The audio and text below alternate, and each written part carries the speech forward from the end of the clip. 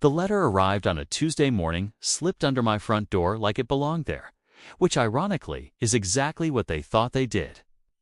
Mr. Sterling, you are hereby notified that your continued noncompliance with Oak Haven Crest Homeowners Association bylaws constitutes a material breach.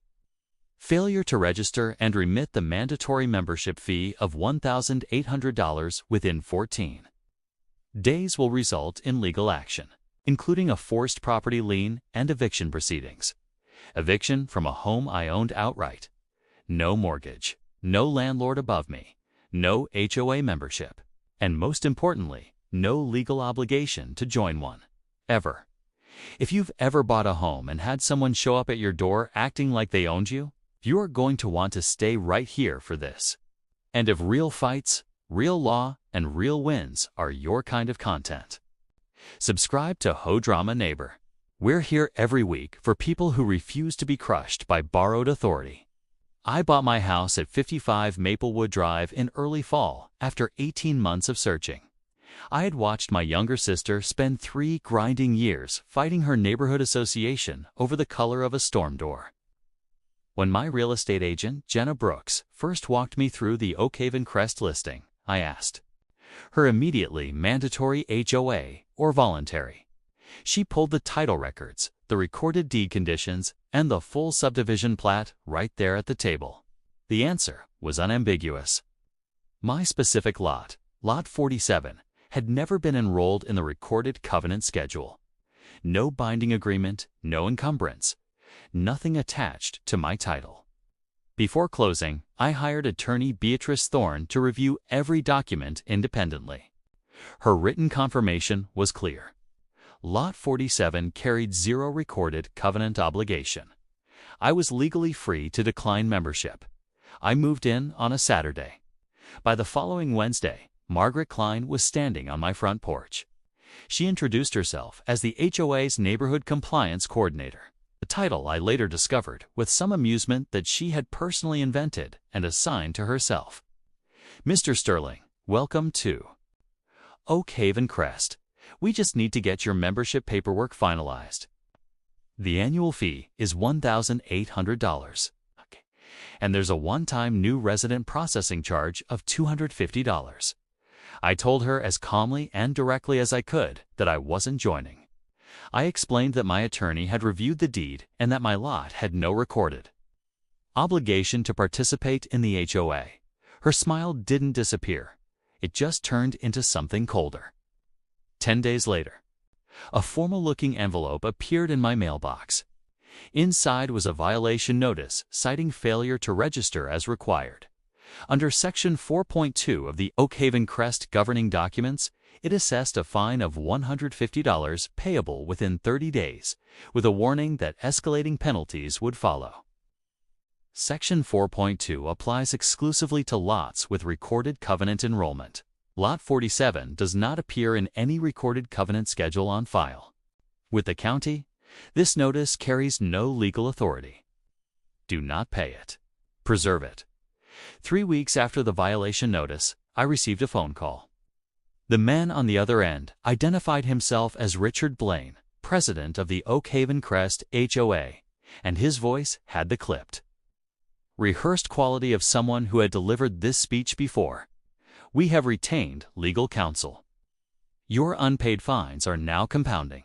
The association has the legal right to place a lien on your property for outstanding dues, meaning when you eventually sell, we collect or we pursue foreclosure. I'm calling to give you one final opportunity to resolve this cooperatively before we proceed. Mr. Blaine. With respect, my attorney has reviewed my deed, my title history, and your governing documents in full. Lot 47 has never been enrolled in your covenants.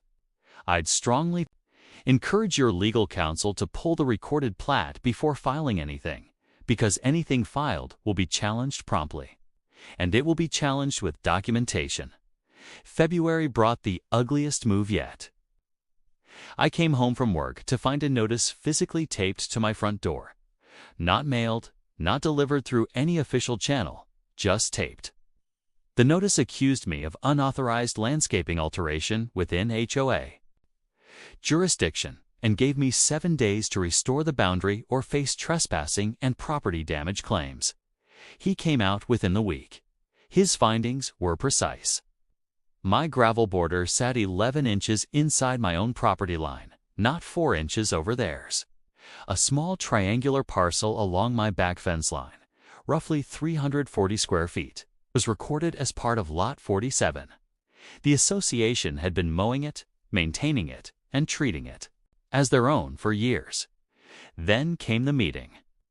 Richard Blaine sent a formal notice, framed as an invitation, worded like a summons, to the quarterly HOA general meeting.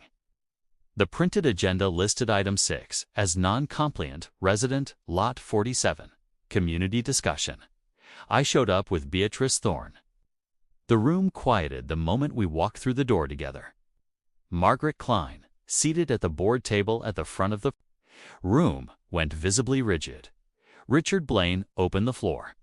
He told the assembled residents that I had refused to comply with community standards, had allowed fines to compound past $2,000, and that the board was prepared to initiate legal proceedings. Then Beatrice stood. "I represent Mr. Sterling," she said, her tone measured and absolutely precise. Oak Haven Crest HOA was formed in 1998 under recorded covenants filed with the county. Those covenants bind only lots that were enrolled at formation or subsequently recorded as participants. Lot 47, Mr. Sterling's property, does not appear in the recorded covenant schedule. I have a certified copy of that schedule here. She lifted the first document and held it toward the room. A licensed survey commissioned this month confirms that the HOA has been maintaining and occupying a 340 square foot parcel that is legally and exclusively part of Mr. Sterling's deed. That represents years of unauthorized use of private property. Not a single person in that room made a sound. Margaret Klein's complexion had shifted to the particular gray of someone watching a plan collapse in real time. Requests are straightforward. All fines and notices issued to Mr. Sterling are to be formally voided and retracted in writing. The HOA will cease all membership demands directed at Lot 47 permanently. If these items are not addressed in writing within 14 calendar days, we will file for wrongful lien, slander of title, and pursue all available damages. She closed the portfolio. The written acknowledgement arrived on day 11. Every fine voided. Every notice formally retracted. Margaret Klein resigned from her self-appointed compliance coordinator role the following month. Her invented title quietly vanished from the HOA website as if it had never existed. I still live at 55 Maplewood Drive, still a non-member, still completely unbothered. And every document that won that fight is still in a folder on my desk, organized, tabbed, and ready. Because when someone comes at you with manufactured authority and fake urgency, the single most powerful thing you can do is build a paper trail they never imagined you were keeping. So let me ask you, if that first letter had shown up under your door, what would you have done?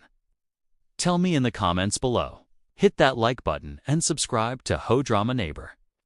We are here every single week for homeowners who know their rights and refuse to surrender them to people who were never entitled to them in the first place. Your deed is your protection. Your documentation is your weapon. And your fight, it's absolutely worth having.